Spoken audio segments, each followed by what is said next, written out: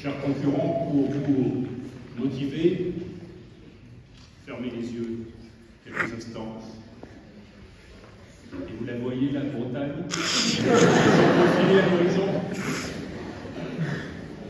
Donc pour la positive, Madame Marioux, vous avez la parole. Je jette avec grâce mon feu. Je fais lentement l'abandon du grand manteau qui est en feu. Et je tire mon espadon, élégant comme Céladon, agile comme Scaramouche. Je vous préviens, cher Myrmidon, qu'à la fin de la voie, je touche. Monsieur le Président, Mesdames et Messieurs les membres du jury, cher public, chers contradicteurs à nous deux, je n'entends défier personne à la Cyrano de Bergerac. Simplement rappeler qu'au-dessus de notre sujet plane une ombre de violence et de combat. Je de main, je de vilain. Je précise, je de main, je de vilain, point d'interrogation. La première interrogation qui me vient porte avant tout sur le choix de la question, mais passons, puisqu'il faut le rappeler. Oui, les jeux de main sont évidemment des jeux de vilains. Vilain entendu ici dans tous ses sens, du paysan de basse condition du Moyen-Âge au personnage laid, vicieux, acariâtre que l'on imagine aujourd'hui. Cet être rude, habitué aux jeux de main, lesquels, à l'origine, consistaient à se donner des petits coups et qui se terminaient en de véritables batailles. Ces basses pratiques, je les laisse aux vilains, aux barbares qui finissent par se battre et qui n'ont rien à voir avec vous, cher auditoire. Tout flatteur vit aux dépens de celui qui l'écoute. Vous ne m'en voudrez pas de vous complimenter un peu, mais c'est la vérité. J'ose espérer que nous sommes des gens civilisés. La joute ne sera qu'oratoire. C'est par le langage que j'entends entraver mon adversaire. Si vous en doutiez, je n'ai aucune envie d'en venir aux mains avec mon contradicteur. Ce n'est pas qu'il me fait peur. Du haut de mon mètre 60 et de mes 50 kilos tout mouillés, je dois dire que peu de personnes m'impressionnent, si ce n'est 80% de la population. Néanmoins, ne vous y trompez pas. Si tout affrontement physique est banni ce soir, c'est avant tout parce que nous sommes assez évolués pour délaisser ces viles activités. Aux jeux de main, nous préférons les jeux de mots. Jeux de main, jeux de vilain. Proverbe qui d'ailleurs a plusieurs siècles d'existence derrière lui. Comment expliquer une telle longévité si ce n'est par la véracité? Combien de formules n'ont perduré que quelques années pour tomber en dessous de la nuit? Be you. Be proud of you. Because you can do what we want to do. Cette réplique de François Hollande, bien que splendide, ne restera pas dans la mémoire plusieurs centaines d'années.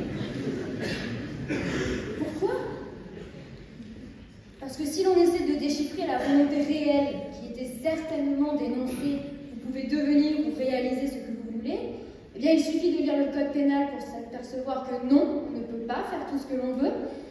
Et comme je vous sais lecteur, je ne doute pas non plus que Bourdieu ne vous est pas inconnu, et que vous avez conscience que l'ascenseur social est en panne et qu'on suit souvent le chemin de nos parents.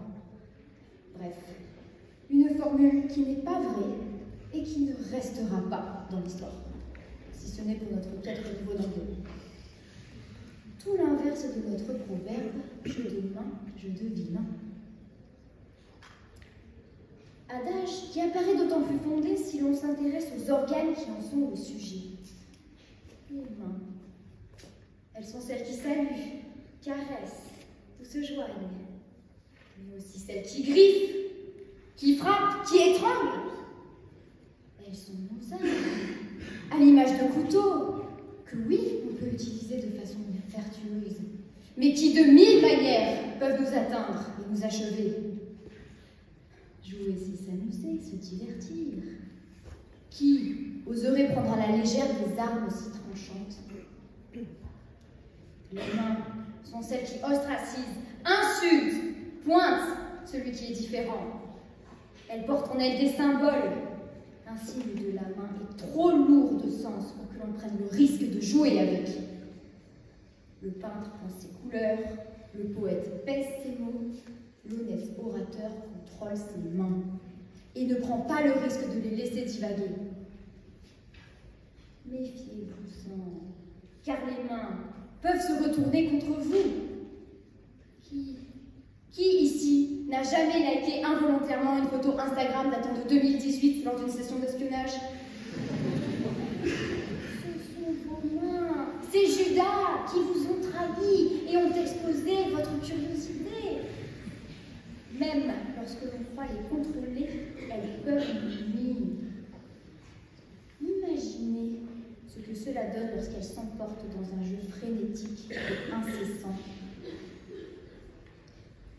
Les mains sont des armes au sens premier, et il faut les manier avec prudence.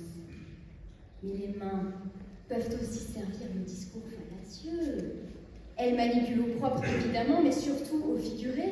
Et ce n'est pas pour rien qu'Orwell parle de main de la malignité. La main se part de bijoux pour enjoliver la réalité, puis ensuite vous l'envoyez en pleine figure. De la bague au point américain, il n'y a qu'un pas. Plutôt une phalange.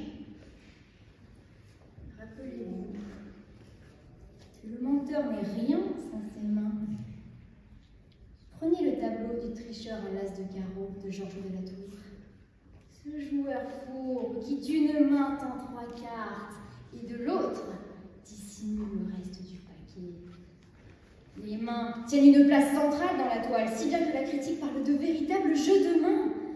C'est par le jeu de ses doigts que le vilain essaie de berner ses adversaires. Une seule est convive à démasquer et semble fixer le regard gêné du faussaire. Les mains sont de formidables menteuses à l'inverse des yeux. Si vous souhaitez la vérité, reportez-vous au jeu de regard et non au jeu de main. Ce type de jeu n'apporte rien aux honnêtes, si ce n'est du tracas. D'ailleurs, chaque portion de la main est dangereuse. Même les jeux de paume sont à bannir. Eux qui finissent parfois en Assemblée nationale, qui parlent et qui mentent selon les goûts. On en revient au même point. Tout dans la main sert à la manipulation. Et puis enfin, cher contradicteur, qui joue avec ses mains aujourd'hui? Les enfants? Que retirent-ils de ces pratiques? À part se disputer parce que l'un a gagné à la place de l'autre, toujours le même argument, le conflit n'est jamais loin. La prochaine fois que vous verrez des petites filles jouer au jeu de main, j'espère que le Godefroy de Montmirail qui sommeille dans vous se réveillera pour lancer son plus beau « Silence, la vilaine! Pense là et va ton chemin !» Vous sentirez le poids des années, car elle ne comprendra pas, mais vous aurez ranimé ce chef-d'œuvre de cinéma et désamorcé les tensions qui s'annonçaient. Que demande le peuple? Il n'y a pas que les enfants qui jouent avec leurs mains, c'est une évidence. Les mains s'aventurent souvent un peu plus bas que l'on ne veut l'admettre en public, disons qu'elles sont baladeuses. Au final, lorsque c'est consenti, quel est le résultat? Au mieux, quelques secondes de plaisir qui s'estompent vite et qui finissent par « je ne veux plus voir ce vilain », si on est poli, ce qui est rarement le cas, je vous l'accorde. Résultat bien médiocre. Qu'en est-il lorsque le consentement manque? L'auteur de l'acte aura bien joué avec ses mains. Oh que oui, il se sera amusé. Mais en face, seul reste le traumatisme, un sentiment d'humiliation, une blessure qui ne se referme pas, et un corps que l'on déteste. Les jeux de main sont les jeux des violeurs. Chers contradicteurs, oseriez-vous plébisciter de telles pratiques? Monsieur le Président, Mesdames et Messieurs du jury, je vous crois, je nous crois, assez civilisés pour laisser les viles activités que sont les jeux de main à d'autres. Les mains sont des armes que seuls les voyous prennent le risque de manier, qu'elles soient agitées en prémisse d'une dispute, portées aux fesses ou utilisées pour flouer son interlocuteur. Les mains servent souvent des intérêts bien bas. Jouer avec elles se révèle être une pratique bien plus recommandable. Jeux de mots, jeux de regard, voilà de nobles activités. Les jeux de main, quant à eux, ne sont rien que des jeux de vilains. Des fourberies qu'il nous faut éviter à tout prix, et que nous éviterons. Aucun affrontement physique ce soir. Je ne doute pas que mon adversaire se fera un plaisir de tenter vainement de me contredire. Je le regarde faire. Il aura l'intelligence de n'utiliser que des mots. Et puis, comme écrivait Rostand, on n'abdique pas l'honneur d'être une cible. Mais d'ailleurs, qui fut l'interprète de Cyrano de Bergerac? N'est-ce pas un certain Gérard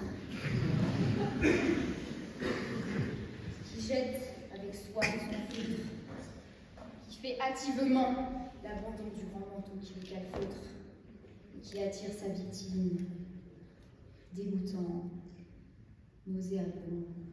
Il la regarde la vaucienne, unie, affamée comme une hyène.